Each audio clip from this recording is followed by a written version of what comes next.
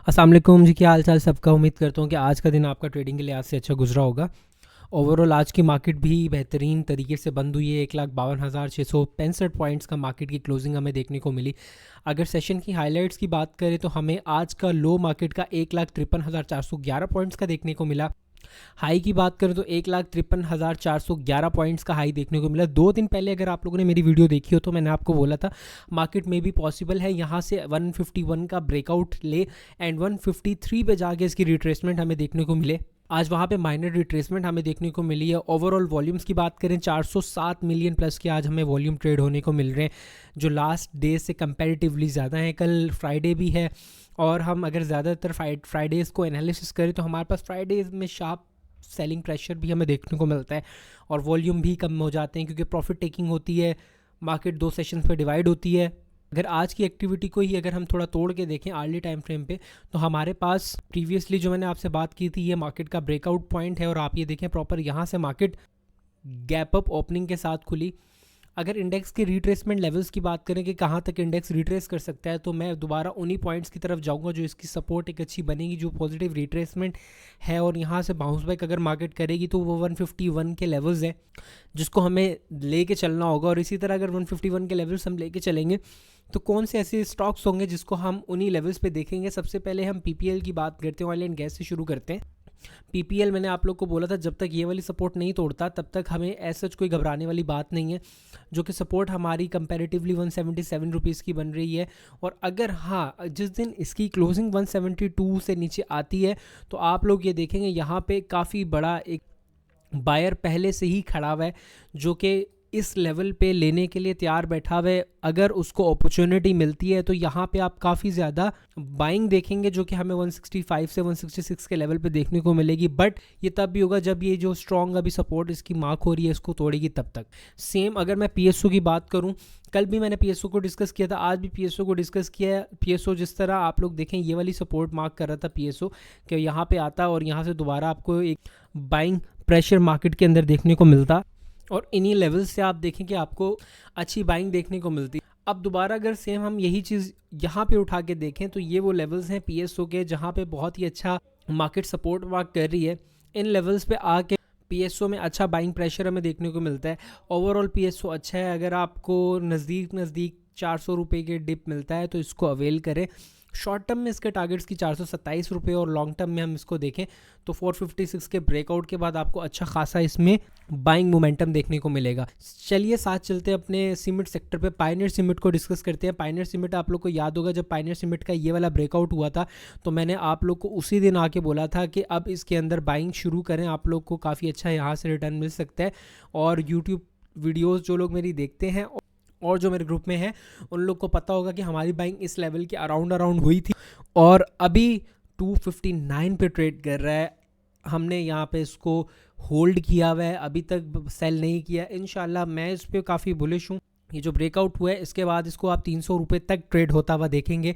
Same यही चीज़ मैं आप लोग को चराट की बारी बोल रहा था कि यार चराट सीमेंट ले लें। ये 300 का जब इसका ब्रेकआउट है उसके बाद आप इसके अंदर देखेंगे कि रैली बनती कैसे इसके अंदर। और अब देखें जो इसका 320 रुपये वाला लेवल था उसके ब्रेकआउट के बाद देखें किस तरह शानदार इसने परफॉर्म किया और 366 रुपीज़ पे खड़ा हुआ है।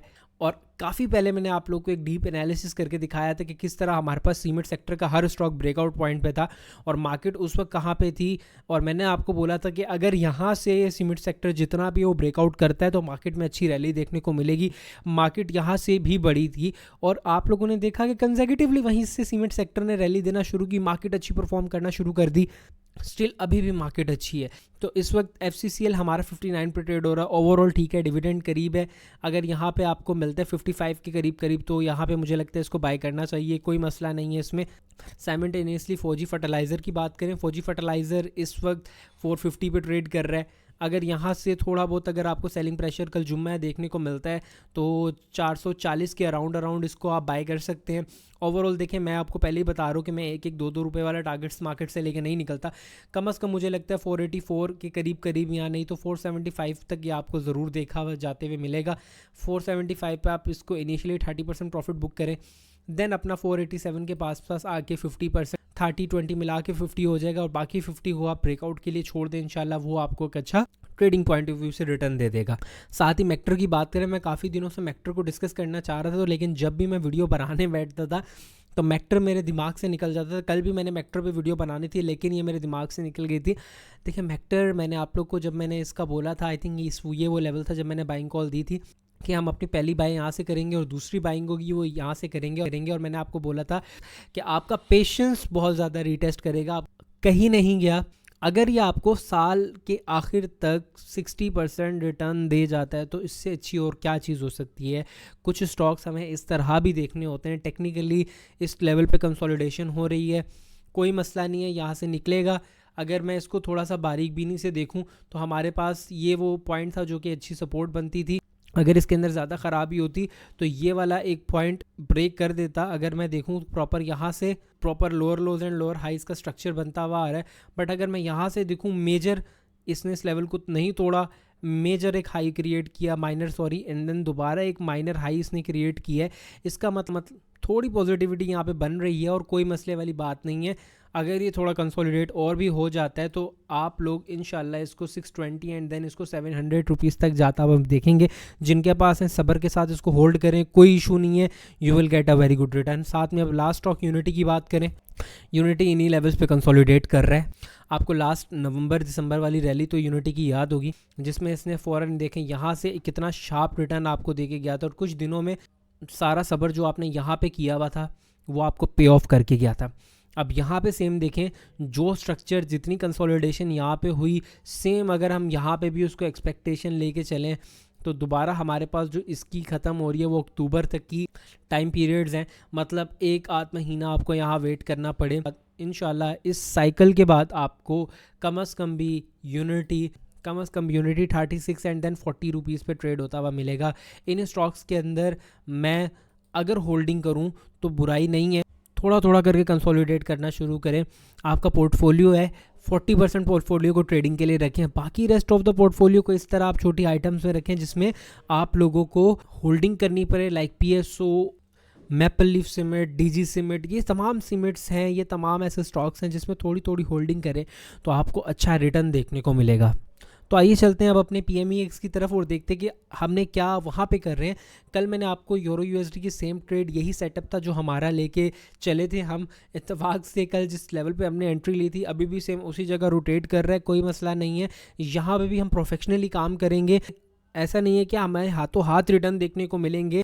ओवरऑल ठीक है, जो हमारे ट्रेड सेटअप्स हैं उनके साथ इंटैक्ट रहेंगे। हम अपने TP को, ये हमारा पॉइंट्स जहाँ पे हम मार्केट से प्रॉफिट लेके निकलेंगे, ओवरऑल कोई मसला नहीं है, हम अपनी ट्रेड सेटअप के साथ इंटैक्ट हैं। ये मेरा स्टॉप लॉस है, मेरा रिस्क भी डिफाइन है, मेरा रिवॉर्ड भी डिफाइन है, मैंने उसी हिसाब से अपने अकाउंट में मैनेजमेंट भी की हुई है। स्टॉप लॉस हिट होता है, मुझे कोई मसला नहीं है, मैं अगली ट्रेड में उसी प्रोपोर्शन के साथ ट्रेड करूँगा, मैं अच्छा रिकवर कर जाऊँगा। अब चलते हैं US 100 पे। US 100 की भी ट्रेड हमने ली थी, ये वो ट्रेड सेटअप है। आप लोगों के सामने हमारी एंट्रीज पॉइंट की थी, स्टॉप लॉस यहाँ पे था, लाइव TP1 हमारा हिट हुआ, कोई छेड़छाड़ इसके साथ नहीं हुई। दोबारा मैंने रिव्यू दिया, TP2 हमारा यहाँ पे है जो कि 23,556 का एरिया है, स्टिल स्टेगनेंट है। अब अपने जो लोग इस ट्रेड सेटअप को फॉलो कर रहे हैं अपने स्टॉप लॉस को ब्रेक इवन पे ले आएँ और अब जो है इसको फर्दर और चलने दें। अगर आपका दोबारा यहाँ स्टॉप लॉस हिट हो जाता है आप लोग ब्रेक इवन पे निकलेंगे। ओवरऑल जो हम निकल रहे हो मार्केट से वो प्रॉफिट लेके निकल रहे हैं।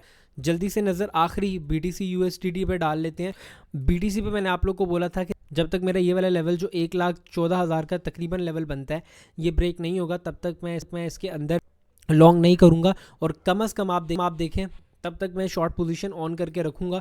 और यहाँ से देखें वही स्टिल हम अभी शॉर्ट है, जो हमारा स्टॉप लॉस होगा इस पूरे शॉर्ट सेटअप का वो वही वाला लेवल होगा जहाँ से हमारा रिवर्सल पॉइंट एक्सपेक्टेड है। इस लेवल के ऊपर की क्लोजिंग हम लोग लॉन्ग में एंटर हो जाएंगे।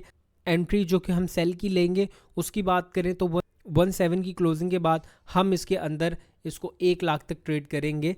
ये हमारा BTC का सेटअप था सारा। हमने तीनों मार्केट को डिस्कस किया, अल्हम्दुलिल्लाह एक्यूरेसी रेट आप लोग के सामने है और सेम इसी रेट पे हमारे स्टूडेंट्स भी काम कर रहे हैं अल्हम्दुलिल्लाह।